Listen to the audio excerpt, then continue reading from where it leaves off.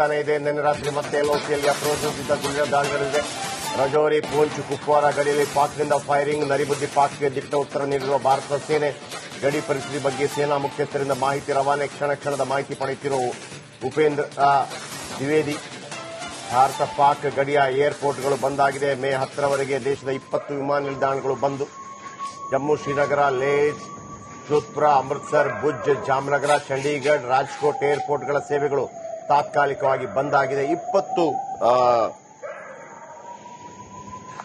ಜಮ್ಮು ಕಾಶ್ಮೀರದಲ್ಲಿ ಸೈರನ್ ಮೊಳಗ್ತಾ ಇರುವಂತಹ ವಾಯ್ಸ್ ಅಲ್ವಾ ನೋಡಿ. ಆ ಸೈರನ್ ಮೊಳಗ್ತಾ ಇದೆಯಲ್ವಾ, ನಾವು ಮಾಕ್ ಡ್ರಿಲ್ ಸಂದರ್ಭದಲ್ಲೂ ಕೂಡ ಇದೇ ತರ ಸೈರನ್ ಮೊಳಗುವಂತದ್ದು. ನಾವು ಅಂದ್ರೆ ಮಾಕ್ ಡ್ರಿಲ್ ಬಗ್ಗೆ ತುಂಬಾ ಜನರಿಗೆ ಏನು ನಾಳೆ ಆಗತ್ತೆ ಅಂದ್ರೆ ನಿನ್ನೆ ಆಗತ್ತೆ ಅಂತ ಇರುವಂತ ಸಂದರ್ಭದಲ್ಲಿ ರಾತ್ರಿ ಪಾಕಿಸ್ತಾನಕ್ಕೆ ಮಾಕ್ ಡ್ರಿಲ್ ಮಾಡಿಸೇ ಬಿಟ್ರು ನಮ್ಮ ಸೇನೆ ಮತ್ತು ಕೇಂದ್ರ ಸರ್ಕಾರ Narendra Modi. You are prepared for everything. ಯಾವುದಕ್ಕೂ ತಲೆ ಕೆಡಿಸ್ಕೊಳ್ಬೇಕಾಗಿಲ್ಲ.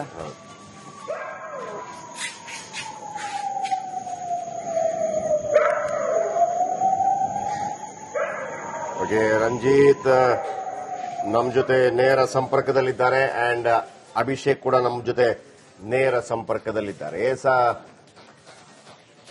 ನೋಡಿ, ಗಡಿಯಲ್ಲಿ ಯುದ್ಧದ ಸೈರನ್ಗಳು ಬರ್ತಾ ಇದೆ. ಮತ್ತೊಂದು ಕಡೆ ರಂಜಿತ್ ನಮ್ಮೊಂದಿಗೆ. ರಂಜಿತ್, ನಿಮ್ಮ ಅಪ್ಡೇಟ್ ಪ್ಲೀಸ್.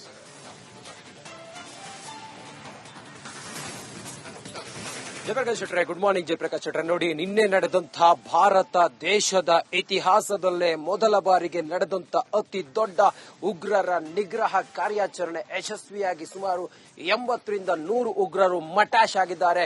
100 ಉಗ್ರರು ಯಮನ ಪಾದ ಸೇರಿದ್ದಾರೆ. ಆದ್ರೆ ಪಾಕಿಸ್ತಾನ ಬುದ್ಧಿ ಕಲಿತಾ ಕೇಳಿದ್ರೆ ಖಂಡಿತವಾಗ್ಲೂ ಕೂಡ ಇಲ್ಲ. ಮತ್ತೊಂದು ಬಹಳ ಆತಂಕಕಾರಿ, ಬಹಳ ವಿಷಾದನೀಯ ವಿಚಾರ ಏನು ಅಂತ ಕೇಳಿದ್ರೆ, ನಿನ್ನೆ ಆದಂತಹ ಆ ಒಂದು ಗುಂಡಿನ ಚಕಮಕಿಯಲ್ಲಿ 15 ಜನ ಭಾರತೀಯರು, ಗಡಿ ಭಾಗದ ಪೂಂಚ್ ಭಾಗದ 15 ಜನ ಭಾರತೀಯರು ಮೃತಪಟ್ಟಿದ್ದಾರೆ. ಪಾಕಿಸ್ತಾನದ 80 ಜನ ಉಗ್ರರು, ನಪುಂಸಕ ನಸುಗುಣ್ಣಿ ಉಗ್ರರು ಮೃತಪಟ್ಟರೆ ಭಾರತದ 15 ಜನ ಅಮಾಯಕರು ಮೃತಪಟ್ಟಿದ್ದಾರೆ. ಅದರ ಜೊತೆಗೆ 70 ಜನ ಆಸ್ಪತ್ರೆಯಲ್ಲಿ ಚಿಕಿತ್ಸೆಯನ್ನು ಪಡಿತಾ ಇದ್ದಾರೆ ಅನ್ನೋದು ಮೊದಲ ವಿಚಾರ. ಈಗ ಪೂಂಚ್ ಸೇರಿದಂತೆ ಗಡಿ ನಿಯಂತ್ರಣ ರೇಖೆಯ ಬಳಿ ಹೈ ಅಲರ್ಟ್ ಅನ್ನ ಘೋಷಣೆ ಮಾಡಲಾಗಿದೆ. ಅಲ್ಲಿ ಸೈರನ್ಗಳು ಮೊಳಗ್ತಾ ನೀವೆಲ್ಲರೂ ಕೂಡ ಇಲ್ಲಿಂದ ಖಾಲಿ ಮಾಡಿ ಸೇನಾ ಬಂಕರ್ಗಳಲ್ಲಿ ಆಶ್ರಯವನ್ನ ಪಡೀರಿ ಅಂತೇಳಿ ಈಗ ಸೇನೆಯ ಅಧಿಕಾರಿಗಳು ಹೇಳಿದ್ದಾರೆ. ಹಾಗಾಗಿ ಆ ನಿನ್ನೆ ಗಲಾಟೆ ಆದಂತಹ ಆ ಗಡಿ ಬಾರ್ಡರ್ ಇದೆಯಲ್ಲ, ಅಲ್ಲಿ ಈಗ ಯಾರೂ ಕಂಡು ಬರ್ತಾ ಇಲ್ಲ. ಜನ ಎಲ್ಲರೂ ಕೂಡ ಮನೆಗಳಿಗೆ ಲಾಕ್ ಮಾಡಿ ಈಗ ತಮ್ಮ ಬಂಕರ್ಗಳಿಗೆ, ಅಲ್ಲಿರುವಂತ ಸರ್ಕಾರದ ಸೇನಾ ಬಂಕರ್ಗಳಿಗೆ ಧಾವಿಸ್ತಾ ಇದ್ದಾರೆ. ಅದೊಂದು ವಿಚಾರ. ನಿನ್ನೆ ರಾತ್ರಿಯೂ ಕೂಡ 14ನೇ ದಿನವೂ ಕೂಡ ಅಪ್ರಚೋದಿತವಾದಂತ ಗುಂಡಿನ ದಾಳಿಯನ್ನ ಪಾಕಿಸ್ತಾನ ನಡೆಸಿದೆ. ಅದಕ್ಕೆ ಭಾರತವೂ ಕೂಡ ಅಲ್ಲಿ ಸರಿಯಾದ ಉತ್ತರವನ್ನ ಕೊಟ್ಟಿದೆ. ಉರಿ, ಪೂಂಚ್, ಕುಪ್ವಾರ, ಲಕ್ನೋ ಸೇರಿದಂತೆ ಬೇರೆ ಬೇರೆ ಕಡೆಗಳಲ್ಲಿ ದಾಳಿಯನ್ನ ಮಾಡಿರುವಂತಹ ಪಾಕಿಸ್ತಾನದ ಈ ಸೇನೆ ಅದಕ್ಕೆ ಸರಿಯಾದಂತ ಉತ್ತರವನ್ನ ಭಾರತೀಯ ಸೇನೆ ಕೊಟ್ಟಿದೆ. ಇನ್ನು ಗಡಿಗೆ ಹೊಂದಿಕೊಂಡಂತ ರಾಜ್ಯಗಳಲ್ಲಿ ಹೈ ಅಲರ್ಟ್ ಅನ್ನ ಘೋಷಣೆ ಮಾಡಲಾಗಿದೆ. ಕೇವಲ ಜಮ್ಮು ಕಾಶ್ಮೀರ ಮಾತ್ರ ಪಾಕಿಸ್ತಾನದ ಗಡಿಗೆ ಹೊಂದಿಕೊಂಡಿಲ್ಲ. ಪಂಜಾಬ್ನ ಅಮೃತಸರ ಸೇರಿದಂತೆ ಗುಜರಾತ್, ಮಧ್ಯಪ್ರದೇಶ, ರಾಜಸ್ಥಾನ ಈ ಎಲ್ಲಾ ಭಾಗದ ಗಡಿ ನಿಯಂತ್ರಣ ರೇಖೆ ಇದೆಯಲ್ಲ, ಅದು ಪಾಕಿಸ್ತಾನದ ಗಡಿಗೆ ಹೊಂದಿಕೊಂಡಿದ್ದು ಅಲ್ಲೂ ಕೂಡ ಏನಾದ್ರೂ ದಾಳಿ ಮಾಡಿ ಪಾಕಿಸ್ತಾನ ಪ್ರತಿರೋಧವನ್ನು ಒಡ್ಡುವಂತ ಸಾಧ್ಯತೆಯೂ ಕೂಡ ಇದೆ. ಅದಕ್ಕಾಗಿ ಅಲ್ಲೆಲ್ಲವೂ ಕೂಡ ಈಗ ಹೈ ಅಲರ್ಟ್ ಅನ್ನ ಘೋಷಣೆ ಮಾಡಲಾಗಿದೆ. ಇನ್ನು ಈ ಸಂಪರ್ಕ ಪಾಕಿಸ್ತಾನದ ಈ ಒಂದು ಕುಕೃತ್ಯಕ್ಕೆ ಏನಾದ್ರೂ ವಿಮಾನಗಳ ಮೇಲೆ ಅಥವಾ ವಿಮಾನ ಹಾರಾಟದ ಮೇಲೆ ದಾಳಿಗಳಾಗುತ್ತೆ ಅನ್ನೋ ಕಾರಣಕ್ಕೋಸ್ಕರ ಇದೇ 10ನೇ ತಾರೀಕಿನವರೆಗೂ ಕೂಡ ಸಂಪೂರ್ಣ 20 ವಿಮಾನ ನಿಲ್ದಾಣಗಳನ್ನ ಬಂದ್ ಮಾಡಿ ಹೋಗೋದು ಬರೋದು ಜನರ ಓಡಾಟವನ್ನ ಸಂಪೂರ್ಣವಾಗಿ ನಿರ್ಬಂಧ ಮಾಡಲಾಗಿದೆ. ಸೇನಾ ಅಧಿಕಾರಿಗಳು ಸರಣಿ ಸಭೆಯನ್ನ ಕರೀತಾ ಇದ್ದಾರೆ. ಸರಣಿ ಸಭೆಗಳ ಮೂಲಕ 2 ಹಂತದ ಭದ್ರಾ ಕೋಟೆಯನ್ನ ಭಾರತದ ಗಡಿ ನಿಯಂತ್ರಣ ರೇಖೆಯ ಉದ್ದಕ್ಕೂ ಕೂಡ ನಿರ್ಮಾಣ ಮಾಡಲಾಗಿದೆ. ಇನ್ನು ಒಳಗಡೆ ಜಮ್ಮು ಕಾಶ್ಮೀರದ ಒಳಗಡೆ ಪ್ರತಿ ಸೆನ್ಸಿಟಿವ್ ಏರಿಯಾಗಳಲ್ಲಿ, ಪ್ರತಿ ಸರ್ಕಲ್ಗಳಲ್ಲೂ ಕೂಡ ಸೇನಾ ಬಂಕರ್ಗಳಿಂದ ಹಿಡಿದು ಸೇನಾ ವಾಹನಗಳಿಂದ ಹಿಡಿದು ಸನ್ನದ್ಧ ಸ್ಥಿತಿಯಲ್ಲಿ ಭಾರತೀಯ ಸೇನೆ ಅಲ್ಲಿ ಕಟ್ಟೆಚ್ಚರವನ್ನ ವಹಿಸಿದೆ. ನಾಗರಿಕರ ಸುರಕ್ಷತೆಯ ದೃಷ್ಟಿಯಿಂದ ಭಾರತೀಯ ಸೇನೆ ಈಗ ಎಲ್ಲಾ ರೀತಿಯ ತಯಾರಿಗಳನ್ನ ಮಾಡಿಕೊಂಡಿದೆ. ಪಾಕಿಸ್ತಾನ ಒಂದು ಹೇಡಿ ರಾಷ್ಟ್ರ, ಪಾಕಿಸ್ತಾನ ಒಂದು ಅಮಾನವೀಯ ರಾಷ್ಟ್ರ. ನಾವಾದ್ರೂ ಅವರ ಸೀಮಿತವಾದಂತ ನೆಲೆಗಳನ್ನ ಧ್ವಂಸ ಮಾಡಿದ್ರೆ ಪಾಕಿಸ್ತಾನ ಭಾರತದ ಸಿವಿಲಿಯನ್ಸ್ ಮೇಲೆ ದಾಳಿ ಮಾಡುವಂತ ಸಾಧ್ಯತೆಗಳಿರುತ್ತೆ. ಭಾರತಕ್ಕೆ ಹೇಗೆ ಡ್ಯಾಮೇಜ್ ಮಾಡಬಹುದು ಅನ್ನೋದನ್ನ ಪಾಕಿಸ್ತಾನದ ತಲೆಯಲ್ಲಿ ಈಗ ಓಡ್ತಾ ಇರುತ್ತೆ. ಸಂಪೂರ್ಣ ಅಧಿಕಾರವನ್ನ, ಪ್ರತೀಕಾರದ ಸಂಪೂರ್ಣ ಅಧಿಕಾರವನ್ನ ಪಾಕಿಸ್ತಾನದ ಪ್ರಧಾನಿ ಈಗ ಸೇನೆಗೆ ಕೊಟ್ಟಿರೋದ್ರಿಂದಾಗಿ ಈ ರಾಕ್ಷಸರು ಪಾಕಿಸ್ತಾನ ಸೇನೆಯ ರಾಕ್ಷಸರು ಸಿವಿಲಿಯನ್ಸ್ ಮೇಲೆ ಅಟ್ಯಾಕ್ ಮಾಡುವಂತ ಸಾಧ್ಯತೆ ಇರೋದ್ರಿಂದಾಗಿ ಹಾಗಾಗಿ ಕೆಲವು ಸೂಕ್ಷ್ಮಾತಿ ಸೂಕ್ಷ್ಮ ಪ್ರದೇಶಗಳಲ್ಲಿ ಹೆಚ್ಚಿನ ಬಂದೋಬಸ್ತ್ ಮಾಡಿ ಸೈರನ್ಗಳನ್ನ ಮೊಳಗಿಸುತ್ತಾ ಅಲ್ಲಿನ ಜನರನ್ನ ಖಾಲಿ ಮಾಡೋದ್ರ ಜೊತೆಗೆ ಅಲ್ಲಿ ಸುರಕ್ಷಿತವಾಗಿ ಜನರನ್ನ ಅಲ್ಲಿ ರಕ್ಷಣೆ ಮಾಡುವಂತ ಕಾರ್ಯಾಚರಣೆಯು ಕೂಡ ನಡೀತಾ ಇದೆ. ಮತ್ತೊಂದು ಕಡೆಯಲ್ಲಿ ರಾಜನಾಥ್ ಸಿಂಗ್ ಅವರು ಇವತ್ತು ನಿನ್ನೆ ಪೂಂಚ್ ಏನು ಅಲ್ಲಿ ಸ್ಥಳೀಯರೆಲ್ಲ ಮೃತಪಟ್ಟರಲ್ಲ ನಾಗರಿಕರು, ಆ ಒಂದು ಬಾರ್ಡರ್ಗೆ ಇವತ್ತು ಹೋಗಿ ಅಲ್ಲಿನ ಪರಿಸ್ಥಿತಿಯನ್ನ ಅವಲೋಕಿಸುವಂತ ಸಾಧ್ಯತೆ ಇದೆ.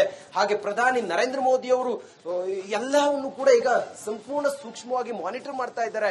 ಸರ್ವಪಕ್ಷ ಸಭೆ ನಡೀತಾ ಇದೆ.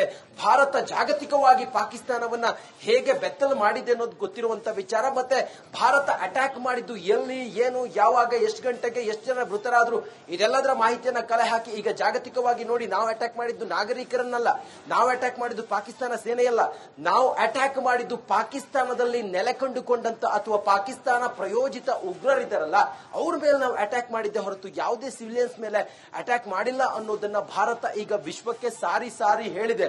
ಒಟ್ಟಾರೆ ನಾವು ಗಮನಿಸ್ತಾ ಹೋದ್ರೆ ಈ ಒಂದು ದೇಶದ ಇತಿಹಾಸದಲ್ಲಿ ನಡೆದಂತ ಅತಿ ದೊಡ್ಡ ಭಯೋತ್ಪಾದಕ ನಿಗ್ರಹ ಕಾರ್ಯಾಚರಣೆ ಯಶಸ್ವಿಯಾಗಿದೆ. ಪ್ರತಿರೋಧಕ್ಕೆ ನಾವು ತಯಾರಾಗಿದ್ದೀವಿ. ಕಟ್ಟೆಚ್ಚರ ಇದೆ, ನಾಕಾಬಂದಿ ಇದೆ. ಒಟ್ಟಾರೆ ಸಂಪೂರ್ಣವಾಗಿ ಭಾರತೀಯರೆಲ್ಲರೂ ಕೂಡ ಜೊತೆಯಾಗಿ ಭಯೋತ್ಪಾದನೆ ವಿರುದ್ಧ ಹೋರಾಟ ಮಾಡ್ತಾ ಇದ್ದಾರೆ. ಜಯಪ್ರಕಾಶ್ ಶೆಟ್ರೆ. Yes, thank you. ತಾನೇ ಇದೆ ನಿನ್ನೆ ರಾತ್ರಿ ಮತ್ತೆ ಲೋಕಿಯಲ್ಲಿ ಅಪ್ರೋಚಿಸಿದ್ದ ಗುಂಡಿನ ದಾಳಿಗಳಿದೆ. ರಜೌರಿ, ಪೂಂಚ್, ಕುಪ್ವಾರ ಗಡಿಯಲ್ಲಿ ಪಾಕ್ನಿಂದ ಫೈರಿಂಗ್, ನರಿಬುದ್ದಿ ಪಾಕ್ಗೆ ದಿಟ್ಟ ಉತ್ತರ ನೀಡಿರುವ ಭಾರತದ ಸೇನೆ. ಗಡಿ ಪರಿಸ್ಥಿತಿ ಬಗ್ಗೆ ಸೇನಾ ಮುಖ್ಯಸ್ಥರಿಂದ ಮಾಹಿತಿ ರವಾನೆ. ಕ್ಷಣ ಕ್ಷಣದ ಮಾಹಿತಿ ಪಡೆಯುತ್ತಿರುವ ಉಪೇಂದ್ರ ದ್ವಿವೇದಿ. ಭಾರತ ಪಾಕ್ ಗಡಿಯ ಏರ್ಪೋರ್ಟ್ಗಳು ಬಂದಾಗಿದೆ. ಮೇ 10ರವರೆಗೆ ದೇಶದ 20 ವಿಮಾನ ನಿಲ್ದಾಣಗಳು ಬಂದು. ಜಮ್ಮು, ಶ್ರೀನಗರ, ಲೇಹ್, ಜೋಧ್ಪುರ, ಅಮೃತ್ಸರ್, ಭುಜ್, ಜಾಮ್ನಗರ, ಚಂಡೀಗಢ, ರಾಜ್ಕೋಟ್ ಏರ್ಪೋರ್ಟ್ಗಳ ಸೇವೆಗಳು ತಾತ್ಕಾಲಿಕವಾಗಿ ಬಂದಾಗಿದೆ. 20 ಜಮ್ಮು ಕಾಶ್ಮೀರದಲ್ಲಿ ಸೈರನ್ ಮೊಳಗ್ತಾ ಇರುವಂತ ವಾಯ್ಸ್ ಅಲ್ವಾ ನೋಡಿ. ಆ ಸೈರನ್ ಮೊಳಗ್ತಾ ಇದೆಯಲ್ವಾ, ನಾವು ಮಾಕ್ ಡ್ರಿಲ್ ಸಂದರ್ಭದಲ್ಲೂ ಕೂಡ ಇದೇ ತರ ಸೈರನ್ ಮೊಳಗುವಂತದ್ದು. ನಾವು ಅಂದ್ರೆ ಮಾಕ್ ಡ್ರಿಲ್ ಬಗ್ಗೆ ತುಂಬಾ ಜನರಿಗೆ ಏನು ನಾಳೆ ಆಗತ್ತೆ ಅಂದ್ರೆ ನಿನ್ನೆ ಆಗತ್ತೆ ಅಂತ ಇರುವಂತ ಸಂದರ್ಭದಲ್ಲಿ ರಾತ್ರಿ ಪಾಕಿಸ್ತಾನಕ್ಕೆ ಮಾಕ್ ಡ್ರಿಲ್ ಮಾಡಿಸೇ ಬಿಟ್ರು ನಮ್ಮ ಸೇನೆ ಮತ್ತು ಕೇಂದ್ರ ಸರ್ಕಾರ Narendra Modi. You are prepared for everything. ಯಾವುದಕ್ಕೂ ತಲೆ ಕೆಡಿಸ್ಕೊಳ್ಬೇಕಾಗಿಲ್ಲ.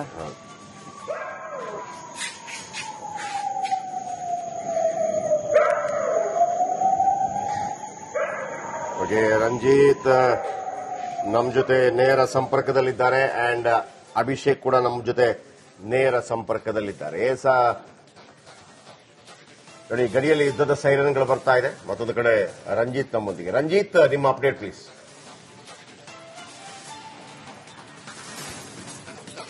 ಜಯಪ್ರಕಾಶ್ ಶೆಟ್ರೆ, ಗುಡ್ ಮಾರ್ನಿಂಗ್. ಜಯಪ್ರಕಾಶ್ ಶೆಟ್ರೆ, ನೋಡಿ ನಿನ್ನೆ ನಡೆದಂತಹ ಭಾರತ ದೇಶದ ಇತಿಹಾಸದಲ್ಲೇ ಮೊದಲ ಬಾರಿಗೆ ನಡೆದಂತ ಅತಿ ದೊಡ್ಡ ಉಗ್ರರ ನಿಗ್ರಹ ಕಾರ್ಯಾಚರಣೆ ಯಶಸ್ವಿಯಾಗಿ ಸುಮಾರು 80ರಿಂದ 100 ಉಗ್ರರು ಮಟಾಶ್ ಆಗಿದ್ದಾರೆ. 100 ಉಗ್ರರು ಯಮನ ಪಾದ ಸೇರಿದ್ದಾರೆ. ಆದ್ರೆ ಪಾಕಿಸ್ತಾನ ಬುದ್ಧಿ ಕಲಿತಾ ಕೇಳಿದ್ರೆ ಖಂಡಿತವಾಗ್ಲೂ ಕೂಡ ಇಲ್ಲ. ಮತ್ತೊಂದು ಬಹಳ ಆತಂಕಕಾರಿ, ಬಹಳ ವಿಷಾದನೀಯ ವಿಚಾರ ಏನು ಅಂತ ಕೇಳಿದ್ರೆ, ನಿನ್ನೆ ಆದಂತಹ ಆ ಒಂದು ಗುಂಡಿನ ಚಕಮಕಿಯಲ್ಲಿ 15 ಜನ ಭಾರತೀಯರು, ಗಡಿ ಭಾಗದ ಪೂಂಚ್ ಭಾಗದ 15 ಜನ ಭಾರತೀಯರು ಮೃತಪಟ್ಟಿದ್ದಾರೆ. ಪಾಕಿಸ್ತಾನದ 80 ಜನ ಉಗ್ರರು, ನಪುಂಸಕ ನಸುಗುನ್ನಿ ಉಗ್ರರು ಮೃತಪಟ್ಟರೆ ಭಾರತದ 15 ಜನ ಅಮಾಯಕರು ಮೃತಪಟ್ಟಿದ್ದಾರೆ. ಅದರ ಜೊತೆಗೆ 70 ಜನ ಆಸ್ಪತ್ರೆಯಲ್ಲಿ ಚಿಕಿತ್ಸೆಯನ್ನು ಪಡಿತಾ